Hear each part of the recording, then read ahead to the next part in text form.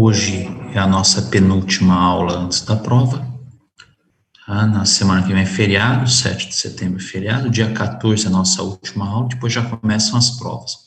Aí a gente tem que esperar, né, o calendário para ver se a nossa prova vai ser na primeira ou na segunda semana, tá? Mas hoje é a nossa penúltima aula antes da P1.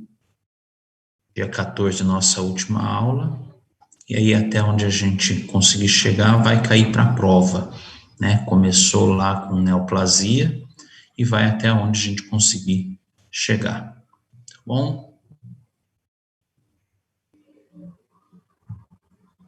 Então vamos lá. A nossa aula de hoje é sobre doenças ou alterações no sangue, né? Vamos falar um pouquinho sobre algumas alterações decorrentes aí, ou de células indiferenciadas, ou de neoplasias do sangue, ou, né, no caso, de alterações decorrentes de outros problemas aí. Então, vamos lá, né? Essas doenças do sangue, elas podem acometer diversas frentes, né? Vamos chamar assim, de que envolvem a produção de células do sangue. Então, eu posso ter doença no sangue desde da produção, não de células, mas de precursores dessas células do sangue, até alterações no número de multiplicações dessas células, que vão dar origem a neoplasias, ou até, né, quando eu tenho alguma alteração na constituição dessas proteínas que formam essas células, né? Então, doenças do sangue é um tema bastante abrangente, né? Seria aí assunto para a gente ter aula numa disciplina só disso, daria para ter, né? De hematologia. Então, vou pegar algumas aqui mais comuns e vamos discorrer um pouquinho sobre elas, tá? Então, eu vou começar com... Quem me chamou? Vou começar com falhas na linhagem linfohematopoética. Tá? Esse nomão aí nessa linhagem linfohematopoética significa o quê? Significa um grupo de células chamadas de células progenitoras, tá? Que vão fazer o quê? Que vão dar origem às células do sangue, tá? Tanto as células normais do sangue quanto as células da linhagem imunológica, tá? Então, são células que ficam alojadas lá na nossa medula óssea e que não devem ser lançadas na corrente circulatória. Tá? Então, essas células chamadas de progenitoras, elas ficam lá na nossa medula e vão dar origem às células do nosso sangue. Então, elas se dividem, se diferenciam e aí dão origem às células normais do nosso sistema, né, circulatório. Então, essas células progenitoras, essas células dessa linhagem, vão ser aquelas células que vão dar origem às hemácias, né, ou glóbulos vermelhos, às células, né, da linhagem branca, né, que são os leucócitos, os glóbulos brancos, e aquela célula que vai dar origem às plaquetas, que é o megacariócito. Tá? Então, todas essas células do nosso sangue, elas têm origem em células dessa linhagem linfohematopoética, tá? E ficam lá na nossa medula óssea. Essas células, glóbulos vermelhos, glóbulos brancos e plaquetas, elas só ganham a corrente circulatória quando elas estão maduras. Pelo menos fisiologicamente falando, é isso que acontece. Tá?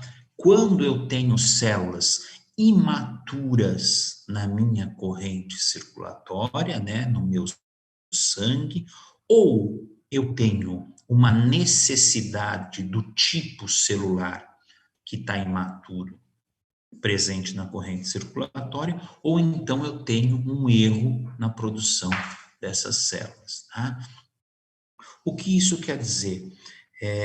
Por exemplo, se eu tiver uma infecção bacteriana muito forte, né, e minhas reservas, né, minhas células de defesa não conseguirem debelar essa infecção, né, aí no caso, lembrando só, né, célula do sangue que combate bactéria é o neutrófilo, né? Então imagina que eu tenho aí uma bactéria muito forte, né? Eu tenho uma sepse, eu tenho muita bactéria no meu organismo e eu preciso de muito neutrófilo. Tá? Os neutrófilos circulantes maduros no meu sangue, eles não estão sendo capazes de combater essa bactéria. O que vai acontecer? A minha medula, ela vai lançar na corrente sanguínea células chamadas de imaturas. Tá? São neutrófilos que ainda não estão completamente maturados, tá? Mas que já têm a capacidade de secretar aqueles grânulos que são bactericidas e bacteriostáticos, tá? Na minha corrente circulatória, para poder ajudar no combate a essa bactéria que está me causando sepse. Tá? Isso, quando eu lanço, né, frente a um patógeno, frente a uma substância estranha, frente a um micro-organismo que está em grande quantidade, que está vencendo as minhas defesas naturais, né, quando eu começo a ter que lançar mão de células imaturas na corrente circulatória, eu chamo isso de desvio à esquerda.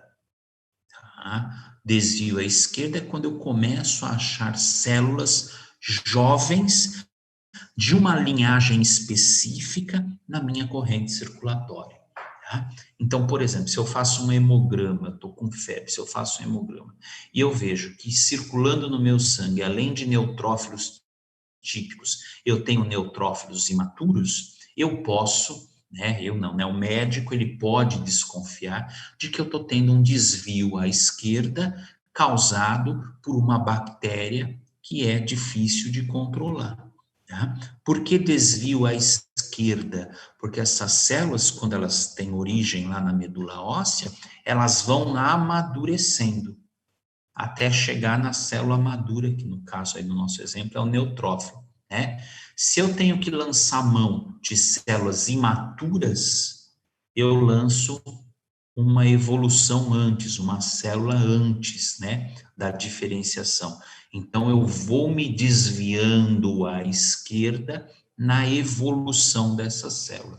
Por isso é que é chamado de desvio à esquerda. Tá? Então, quando é um tipo específico de célula, né, como esse exemplo que eu citei para você, é um indicativo de que eu tenho algum, né, patógeno que está atuando aí. Tá? Quando eu começo a não ter um único tipo de célula jovem, imatura, mas eu tenho outros tipos, vários tipos diferentes, aí eu devo suspeitar de uma alteração na minha medula. Tá? Voltando aqui ao normal, essas células sanguíneas, elas proliferam, né, elas têm origem lá na nossa medula óssea, ou dependendo, né, como no caso dos linfócitos, lá nos nossos linfonodos. Tá?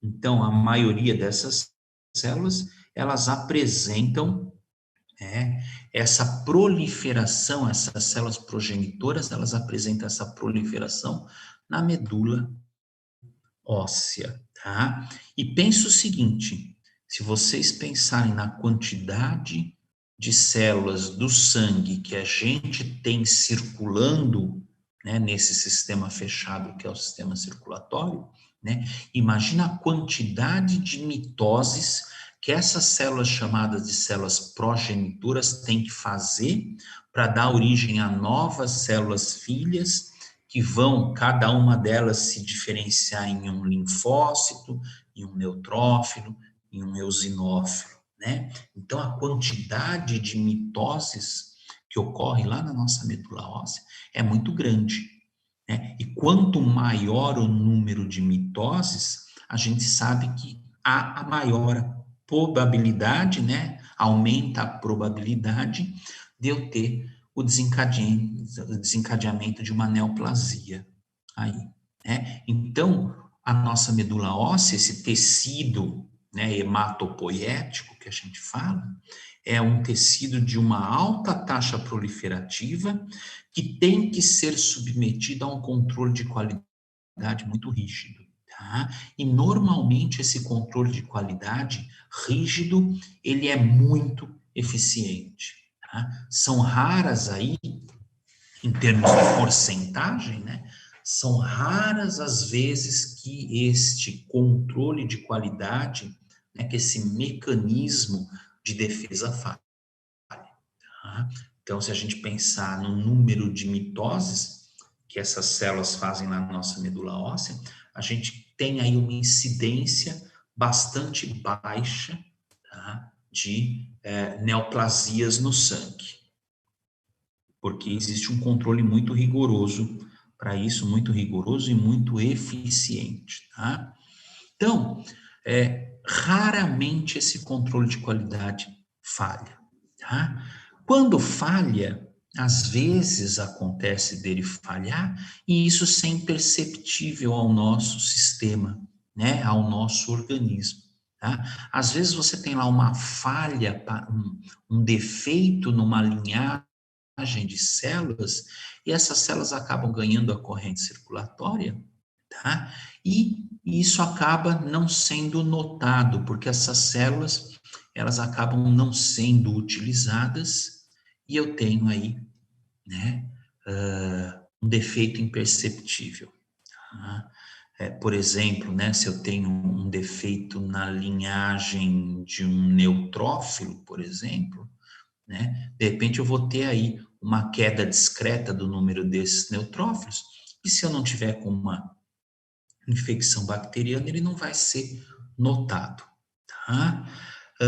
O problema é quando eu tenho alteração naquelas células que vão se diferenciar, né? Quando eu tenho problemas de diferenciação na minha medula óssea, tá? Eu posso ter desculpe, né? Ou alterações de diferenciação, e aí eu posso, não por causa de uma bactéria, mas por um erro lá na minha medula óssea, eu posso começar a lançar na minha corrente sanguínea neutrófilos ou qualquer outro tipo de célula jovem na corrente circulatória, ou então eu posso ter uma disfunção na minha medula que permite que células maduras que estão lá aguardando para serem jogadas na corrente circulatória comecem a fazer mitoses, né, em grande quantidade, tá?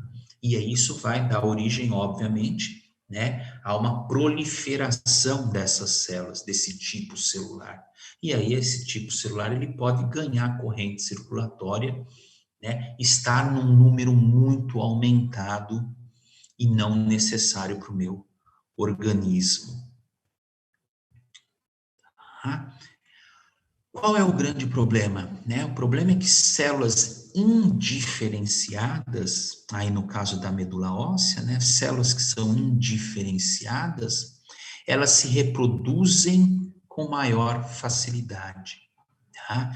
Então a gente chama aí no caso na medula, a gente chama de clones indiferenciados, eles têm um nível mitótico muito maior do que células maduras já. E isso pode ser um problema, né? Porque se o defeito for num clone indiferenciado, essas células indiferenciadas, elas vão começar a cair na corrente circulatória.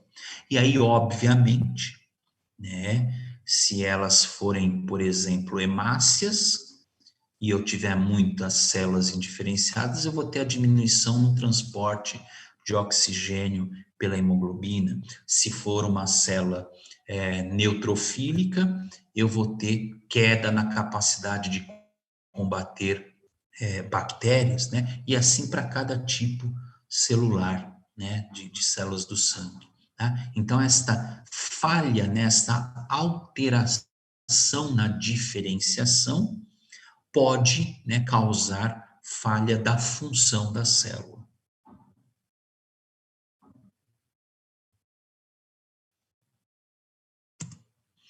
Consequência, né? Qual é a consequência disso? A consequência é no sangue eu ter um acúmulo de células jovens chamadas também de blastos. Tá? Então eu tenho aí uma diminuição no número de células normais e um aumento no tipo de célula jovem que a gente chama de blastos. Tá? Que são o que a gente chama aí de leucemias e linfomas. As leucemias e linfomas, eles são neoplasias causadas por quê? Né? Por indiferenciação, por alterações na diferenciação dessas células. Então vamos lá. A leucemia, né, é uma neoplasia que acontece na linfagem dessas células, né, dessas células linfohematopoéticas, e a leucemia ela pode ser classificada em crônica ou aguda, pode ser classificada em mieloide ou linfóide. Quem é um usuário chamado user? Vocês conhecem? Sabem quem é? Tá pedindo para entrar, mas não tem o nome da pessoa, eu não vou admitir, eu não sei quem é, não sei se é da nossa turma, não sei se é um hacker ou alguma coisa assim, tá bom?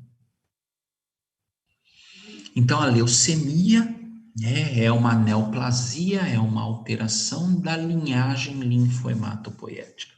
E ela pode ser aguda ou crônica, obviamente, né? Aguda é quando ela acontece de repente, ou crônica quando ela persiste por um tempo muito maior, né? E o termo mieloide ou linfóide é qual é o tipo de célula que teria origem nessas células que estão indiferenciando, tá? Linfóide, vou começar pela mais fácil, né? O próprio nome já diz linfóide, né? Origem linfóide são aqueles progenitores que dariam origem a quem? Aos linfócitos. Então, eu tenho uma falha nos progenitores que dariam origem aos linfócitos. Essa falha ela pode ser aguda ou pode ser crônica. Então, eu tenho uma leucemia aguda linfóide ou uma leucemia crônica linfóide, tá? Que vão ser alterados quem? Os linfócitos, tá? Quando eu tenho uma leucemia mieloide, são aqueles precursores dos outros tipos celulares que não os linfócitos. Tá? Então, leucemia aguda mieloide ou leucemia crônica mieloide são daquelas células precursoras que dariam origem a glóbulos vermelhos, a neutrófilos, a plaquetas, no caso aí a megacariócitos, né, que dariam origem às plaquetas, né? São células que não são os linfócitos. Então, sempre que eu tiver esse termo, leucemia mieloide, é aquela que altera a diferenciação de células que não são, né, os linfócitos. Tá?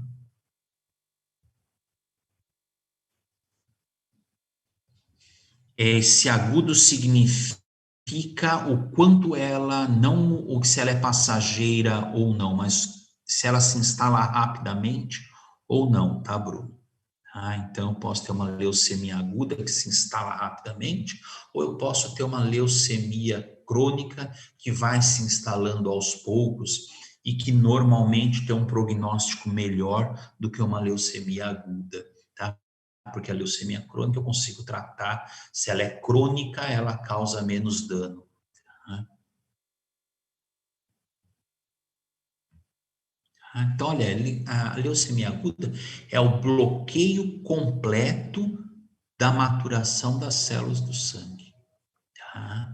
Então, por algum motivo, e normalmente essas leucemias agudas, elas podem acontecer, por exemplo, por um vírus, podem acontecer, por exemplo, por um envenenamento, tá? Ou por medicamentos, né? Fármacos antineoplásicos podem causar leucemia aguda, tá? Alguns fármacos podem causar leucemia aguda, né? Então ela se instala e de tal maneira que há o bloqueio completo na maturação de células do sangue, né? Então todas as células da linhagem mieloide vão ser bloqueadas.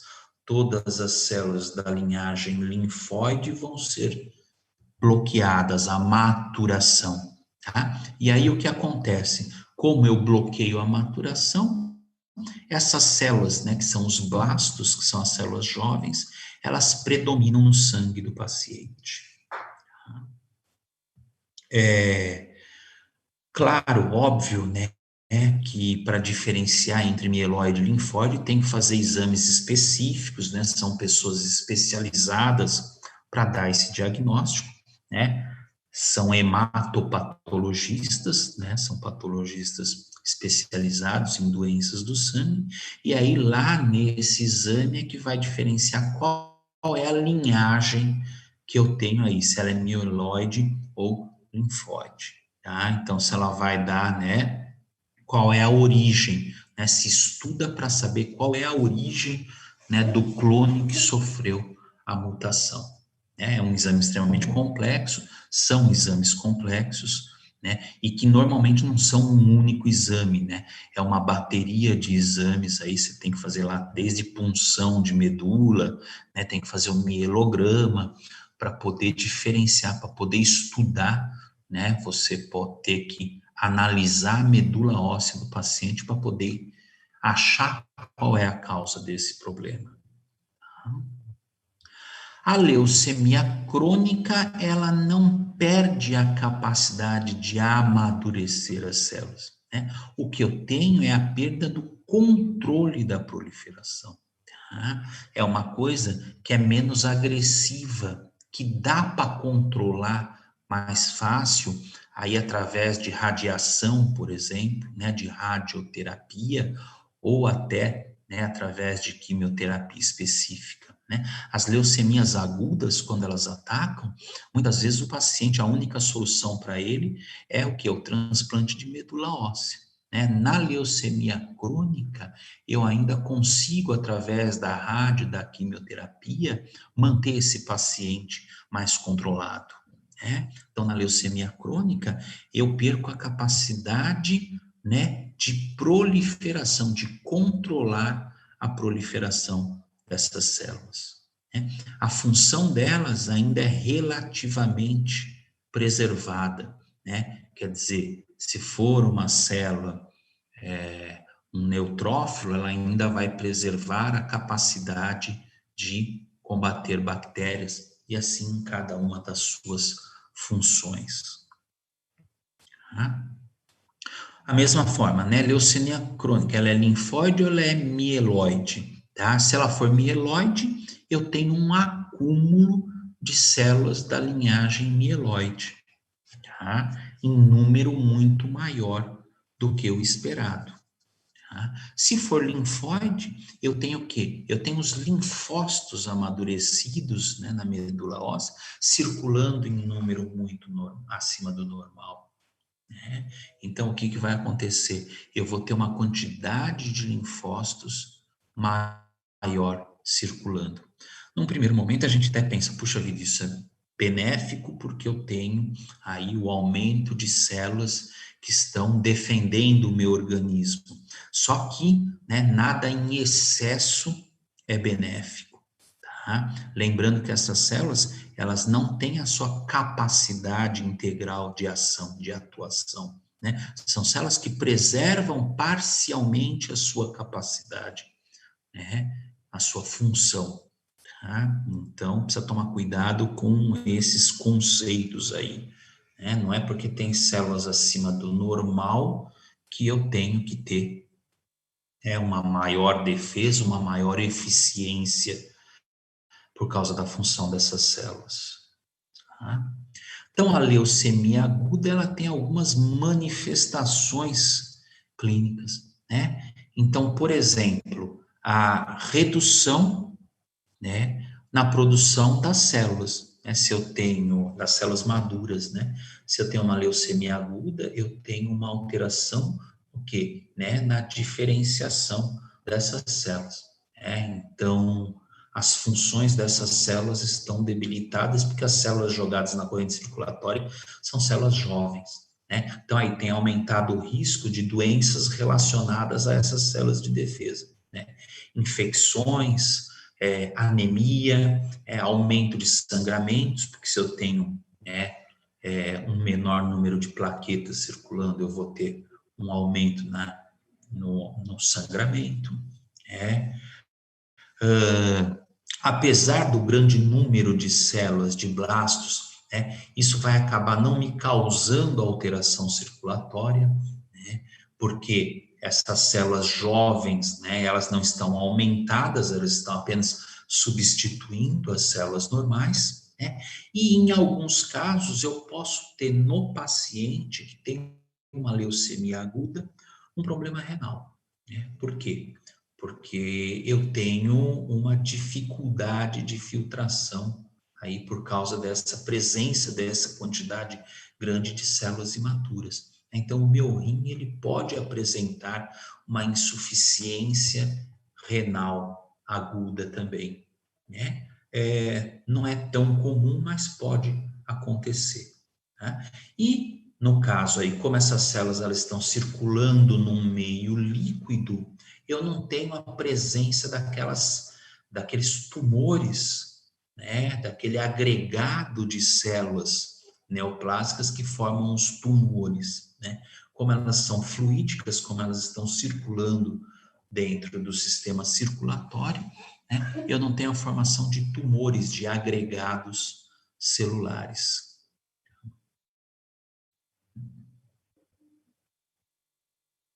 Os linfomas, eles são proliferação de células linfocíticas da linhagem linfocítica maduras, tá? Então, os linfomas, eles são proliferação de linfócitos maduros, São clones específicos de linfócitos que começam a, o quê? Proliferar. Lembra lá da aula de imuno? A gente produz linfócitos na medula óssea, nós adultos, e já temos esses linfócitos amadurecidos que passaram pelo timo e que ficam armazenados, aí no caso, nos nossos tecidos de defesa, nos nossos linfonodos, eles ficam armazenados, segregados em clones diferentes de linfócitos. Se você lembrar lá da aula de imuno do primeiro semestre, a gente tem 10 à nona potência diferentes clones armazenados, E aí, essa linhagem, este clone, ele pode apresentar proliferação exagerada. Tá? Então, eu tenho um clone, não são todos os clones, mas eu tenho um clone proliferando. Tá? E aí, essas células que proliferam, que multiplicam, que começam a aumentar, elas apresentam alterações específicas daquele clone. Então, elas começam a se multiplicar e o lugar onde elas estão localizadas, que são os linfonodos, eles começam a aumentar de tamanho. Tá? Se são jogados, se esses clones, se esses linfócitos são jogados na corrente circulatória, o que acontece? O baço e o fígado, eles começam a ter um aumento de tamanho também, porque nesses locais eu tenho a destruição ou a tentativa de destruir essas células que são defeituosas. Tá? Então, eu tenho aí como característica dos linfomas o quê? O aumento, e um dos principais sinais característicos disso é o aumento dos linfonodos. A gente chama isso de, o linfonodo infartou, tá? Ou então você tem um gânglio infartado, que é quando ele aumenta de tamanho. Quando a gente fica com algum processo infeccioso, a gente nota no pescoço, ou embaixo do braço, nas axilas, ou até na virilha, a gente nota esses linfonodos aumentados de tamanho, por causa desse processo infeccioso, né? Eu estou tendo aí a proliferação de linfócitos, né, para poder combater, né, o meu patógeno. O problema é quando esses linfonodos, eles infartam, eles aumentam de tamanho, né, sem você ter um processo infeccioso ou até um processo inflamatório, às vezes uma dor de garganta, né, sem ter isso associado. Tá? Então, isso já torna, né, um sinal mais preocupante. Né? Se eu estou com uma dor de garganta, se eu estou com uma dor de ouvido, por exemplo, é normal eu ter um aumento no tamanho dos meus linfonodos. Mas se eu não tenho nenhuma infecção associada, nenhum processo inflamatório associado, os meus linfonodos, eles não têm que aumentar, tá? Então, se isso acontecer, tem que se procurar ajuda médica aí. Os linfomas, eles podem ser classificados em linfomas Hodgkin ou não Hodgkin, dependendo de qual é o tipo de linfócito que sofre essa alteração. E isso a gente só consegue descobrir se a gente fizer uma biópsia nesse linfonodo que está aumentado de tamanho. Tá? Então, vai lá, se faz uma biópsia, se leva, né, para o anatomopatológico lá, e o patologista ele vai dar o diagnóstico como um linfoma Hodgkin ou linfoma não Hodgkin. Tá? Linfoma Hodgkin é aquele que apenas as células B, né, os meus linfócitos B, estão aumentados. Né? O não Hodgkin é aquele onde eu tenho os dois tipos de linfócito, o linfócito T e o linfócito B, alterados. Tá?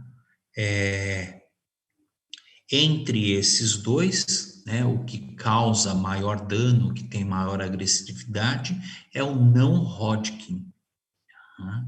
Porque ele acomete os dois tipos de células de defesa, aí, né, os linfócitos B e os linfócitos T. Né? Além disso, o não Hodgkin, ele tem mais de 40 subvariedades, né, mais de 40 tipos diferentes de linfomas não Hodgkins. Né? Então, a gama de problemas é muito maior. Tá? E, além disso, ainda existe uma classificação, além de linfoma Hodgkin e não Hodgkin, dependendo de qual é a célula que está sendo afetada, né? No linfoma não Hodgkin, eu ainda tenho a classificação de indolente ou agressivo. Tá? Então, linfoma não Hodgkin indolente é aquele que, apesar de estar cometendo os dois tipos de células, ele ainda tem um crescimento lento, que eu consigo acompanhar o paciente ao longo desse desenvolvimento, desse linfoma não Hodgkin. Tá? Eu consigo tratar, às vezes o paciente, ele tem um linfoma não Hodgkin tão indolente, que cresce tão lentamente, que eu consigo tratar esse paciente, acompanhar esse paciente com um tratamento menos danoso, com uma radioterapia, né, ou com uma quimioterapia mais branda. Quando ele é agressivo, não.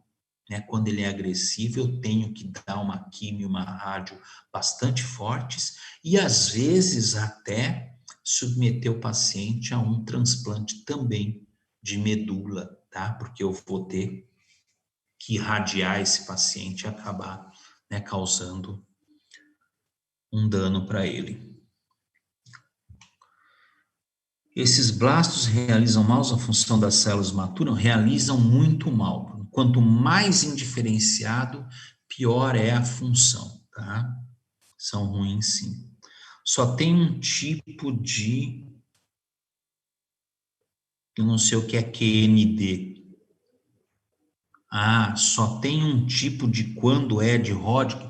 Isso, tá? O linfoma Hodgkin, ele não tem tantas. Não, desculpa eu, é que eu não consigo acompanhar aí esse dialeto de vocês, tá? Algumas coisas eu consigo entender, outras não, tá? Então, o linfoma de Hodgkin, ele não tem essa gama de variedades que tem o outro, tá? Gente, vai faltar menos de um minuto, vou salvar a aula, a gente volta.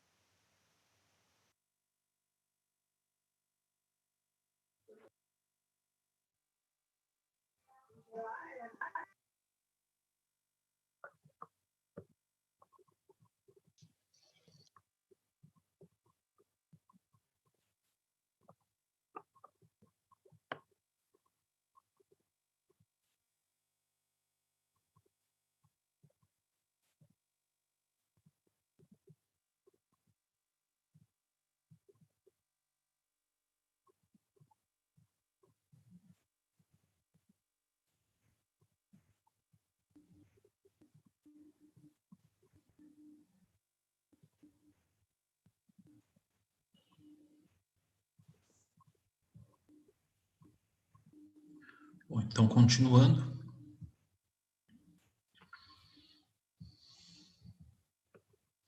Eu tenho aí a presença, né, dessa classificação ainda como indolentes ou agressivos, né, alterando um pouquinho aí o prognóstico do paciente. Tá? Lembrando, né, que essas alterações, se ocorrerem, né, alguns tipos delas, eles podem ser hereditárias, né? A ocorrência pode ser hereditária. Então é sempre bom procurar um médico, tá? Porque pode, né, como é uma neoplasia, ele pode estar aí incluído na relação, né, do rol de doenças hereditárias aí.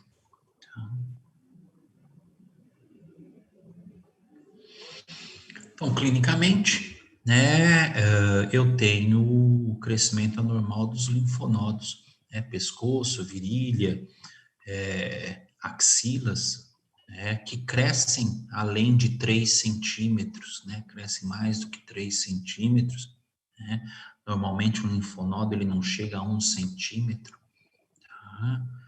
Às vezes até 0,5 centímetros é comum, né? E aí, se ele chegar a 3 centímetros, a gente consegue, né, perceber isso, né? Então, são o que? São gânglios infartados, que a gente chama, né? Que são indolores e que aparecem sem motivo, sem a gente ter aí, né, um processo infeccioso estabelecido, né? Então, isso deve ser, né, um sinal de alerta e a gente deve procurar um médico. Além disso, né, se o paciente tiver os chamados sintomas B, que são o quê? São perda de peso corpóreo em 6 meses, né, superior a 10%. Claro, se ele não estiver fazendo dieta, se não entrou na academia, né, sem nenhuma alteração na dieta, a pessoa perdeu mais do que 10% em 6 meses do seu peso corpóreo, é um indicativo de que algo está errado, né? Se ela apresenta sudorese noturna sem motivo também, se ela apresenta febre sem foco evidente, né? Isso também é um indicativo de que o paciente ele pode ter um linfoma, tá? Então tem que ser monitorado sempre, né? Se não tem motivo para estar o linfonodo infartado, vai no médico.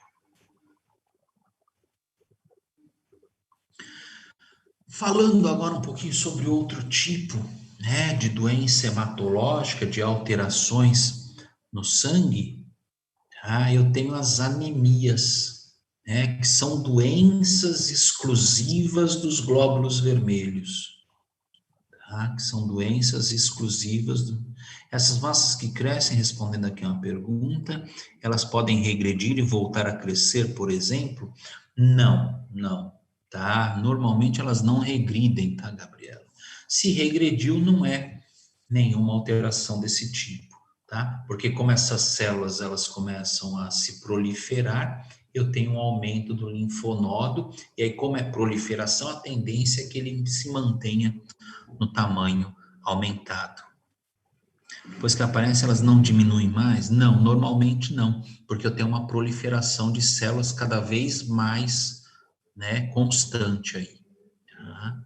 Tá? Então, sempre que aparecer, que se enquadrar nesses nessas características, é sempre bom procurar um médico. Tá?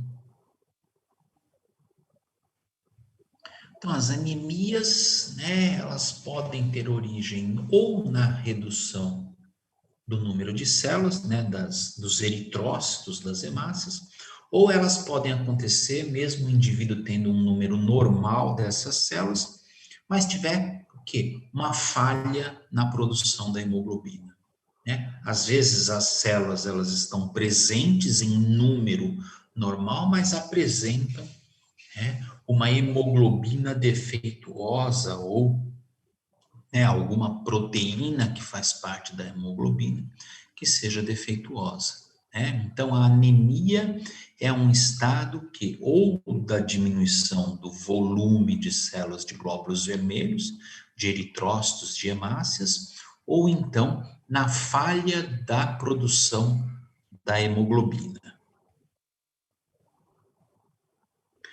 O que vai impactar isso? Depende, né? Órgãos que dependem mais de oxigênio, se eu tiver uma anemia, obviamente eles vão o quê? Sofrer um impacto maior. Tá? A velocidade da redução, né, dessa oferta de oxigênio aí, né, vai depender o quê? Da velocidade. Se acontecer abruptamente, obviamente eu vou ter falta de oxigênio em tecidos, isso vai me causar um impacto maior. Se eu tiver, né, por exemplo, uma perda de sangue insidiosa, uma perda de sangue que ela não compromete o meu volume sanguíneo, eu vou ter aí um impacto menor, né? E o quanto isso, né? Qual é o tamanho dessa redução aí, dessa perda de oxigênio, ou por causa do número, né, da redução de hemácias, ou até por causa do erro metabólico, que é a hemoglobina. Né? Então, por exemplo, se o indivíduo tiver uma hemorragia, óbvio, né, que a magnitude dessa redução vai ser muito maior. Se for até 25% do nosso volume sanguíneo, o meu organismo acaba até se acostumando com isso e lançando mecanismos, né, para compensar isso e manter a homeostasia. Então, o impacto vai depender de diversos fatores, né? Então, o que causa anemia? Né? Quais são as causas da anemia? Depende. Eu tenho indivíduos que têm anemia idiopática, indivíduos que apresentam uma menor taxa de hemoglobina e que faz exame e não se detecta. Tá? São pessoas que trabalham sempre com uma quantidade menor de hemoglobina. Tá? Existem outros pacientes que apresentam causas, né? Às vezes causas hereditárias, as anemias falciformes, por exemplo, as talassemias, né? que têm origem hereditária, origem genética, né? Esses pacientes a gente às vezes consegue identificar, né? Tem pacientes que por falta de nutrientes, eles acabam, né, não produzindo a hemoglobina de uma forma adequada para transportar o oxigênio. Então, isso vai depender muito, né, de diversos fatores. Tá? Pode ser desde idiopático até um sangramento constante ou uma falha genética hereditária, tá bom? Isso vai ter que, obviamente, ser esclarecido, vai ter que ser observado por um médico. Tá? Então, eu tenho diversas causas que podem dar origem a uma anemia. Né? Então, eu vou falar em algumas delas. Né? Eu posso ter anemia por doenças que comprometem a produção dos glóbulos vermelhos. Onde é que eles são produzidos? São produzidos lá na medula óssea, constantemente produzidos. Né? Então, por exemplo, uma das doenças da medula óssea é chamada de aplasia da medula. Tá? O que é a aplasia da medula? O tecido da medula, né, aquele tecido linfohematopoético que a gente viu, é substituído por gordura. Tá? Ele é destruído e substituído por gordura. Tá? Então, aqueles exemplos que eu citei para você já, né, que são envenenamentos por venenos, causam aplasia de medula óssea, né, intoxicações por determinados tipos de fármacos, né, a administração de medicamentos, tá? Então, se a pessoa usa muito de pirona, por exemplo, ela tende a ter uma aplasia de medula óssea, tá? Pessoas que têm contato com inseticidas aí, né, com determinados venenos usados na lavoura sem a proteção, acabam apresentando aplasia de medula óssea. Pessoas que têm intoxicação por chumbo podem apresentar aplasia de medula óssea, né? Então, a aplasia de medula óssea, ela é uma das causas da anemia. Por quê? Porque atinge a produção de glóbulos vermelhos, né? Essas duas entidades que a gente estudou agora, né, que são as leucemias e linfomas, elas também podem estar presentes, alterando a produção de glóbulos vermelhos, né? Metástases de tumores que atingem a medula óssea, né? Eu posso ter um sítio primário, uma neoplasia de sítio primário, né, que vai metastasear na medula óssea. E aí, obviamente, a produção dessas células é debilitada. Aí você vai estar perguntando, mas só dessas células? Não, normalmente, nesses casos, eu tenho, né, com uma aplasia de medula óssea, eu tenho diversas células sofrendo alteração, tá? Comprometimento de medula óssea frente às infecções, né? Então, em indivíduos que são imunossuprimidos ou imunodeprimidos, eles podem ter uma infecção, né? E esse agente infeccioso, ele pode se alojar na medula óssea. Ovos de parasita, tá? Podem se alojar na medula óssea e causar uma alteração na produção de células do sangue, tá? Então, eu tenho aí uma série de fatores inerentes à produção desses glóbulos vermelhos, que obviamente vai me resultar no quê? Numa anemia, porque se eu tenho menos glóbulos vermelhos sendo produzidos, eu tenho menos oxigênio sendo transportado, eu posso ter aí a presença, né, de alterações na hemoglobina. Deficiência nutricional, pode ser uma causa de anemia, então deficiência de ferro, deficiência de vitamina B12, deficiência de folato, que é o ácido fólico, né? O ferro, ele faz parte da molécula da hemoglobina, né? Então, se eu tenho uma deficiência ferropriva, né, se eu não absorvo ferro, ou se realmente eu não ingiro uma dieta que tenha uma quantidade suficiente, né, de ferro, eu posso ter uma anemia, né? Se eu posso ter uma deficiência de vitamina B12, por exemplo, tá? A vitamina B12 e o ácido fólico, eles fazem parte da formação e do amadurecimento da hemácia, do eritrócito. Então, carência nutricional, ela pode ser aí a causa da anemia. O ácido fólico é extremamente importante porque, inclusive, ele participa da formação do tubo neural, né, no desenvolvimento embrionário. É por isso que na farinha de trigo tem o ácido fólico, tá, que é para evitar uma formação do tubo neural, né? Isso é lei, é obrigado a colocar. E que existem aí estudos que mostram que existe um número muito baixo nessas farinhas, né, menos do que o indicado. Professor, no caso de pacientes que usam imunossupressores, a anemia é causada pela diminuição de plaquetas? Não, a plaqueta ela não está envolvida na anemia. A plaqueta está envolvida o quê? Na controle do sangramento, na coagulação. Tá?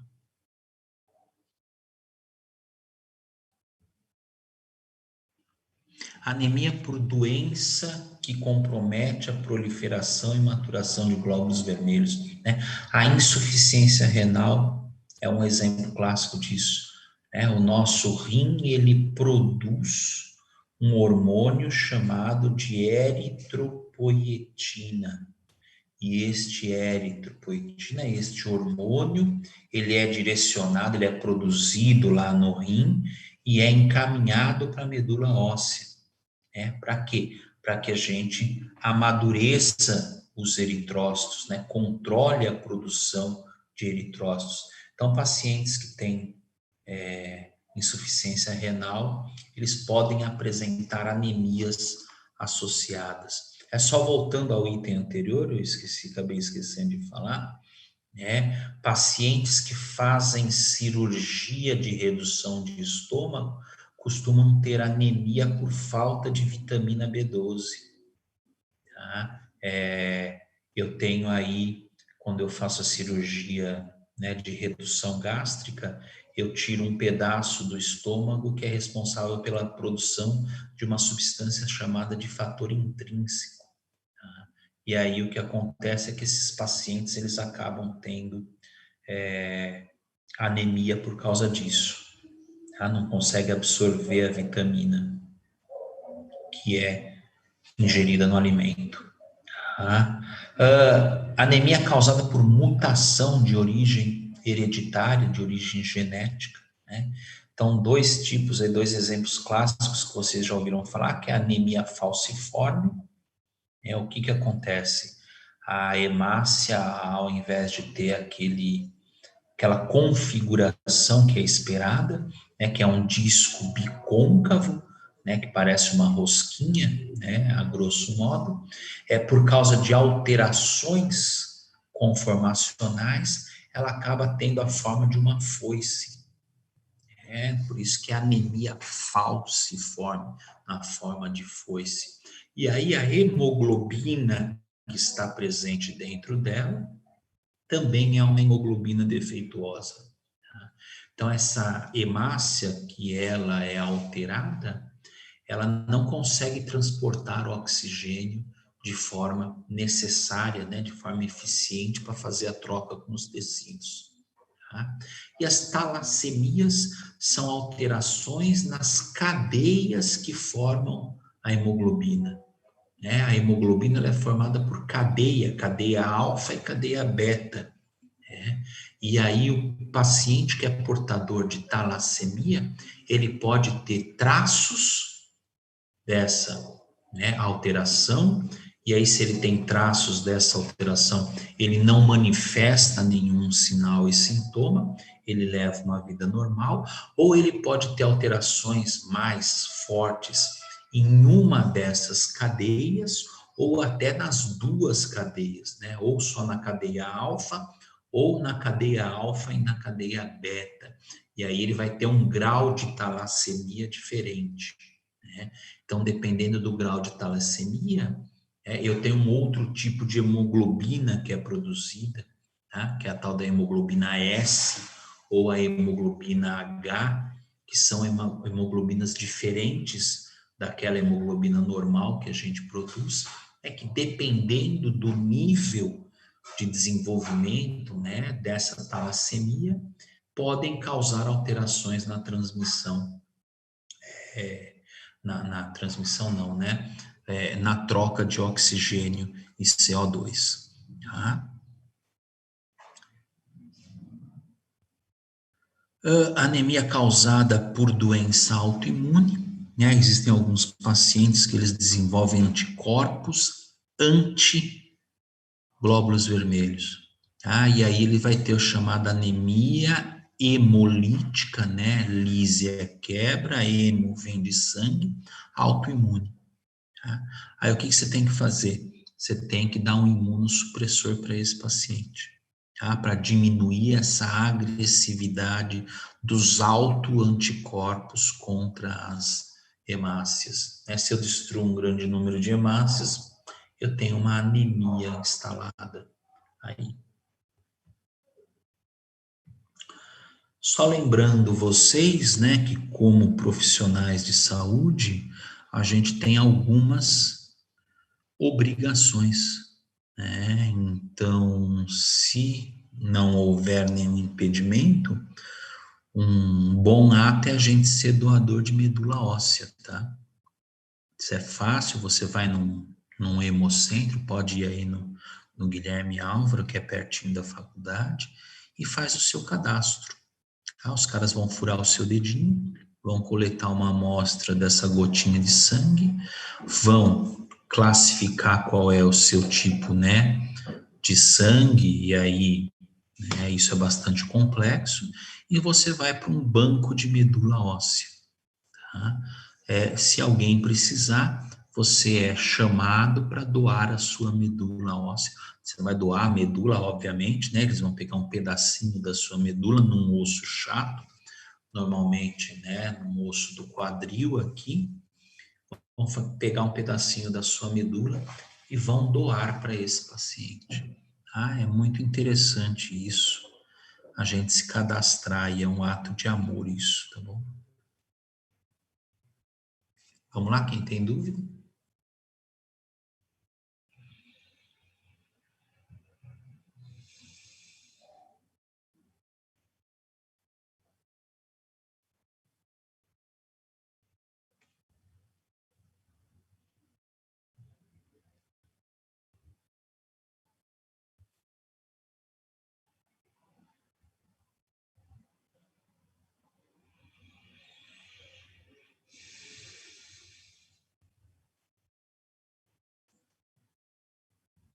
Ninguém? Então tá bom. Então tá encerrada a aula da gente. Semana que vem a gente tem um feriadinho, né? No caso, quem é de Santos, segunda e terça, tá? E aí no dia 14 a gente volta com o nosso último assunto para nossa prova. Ok?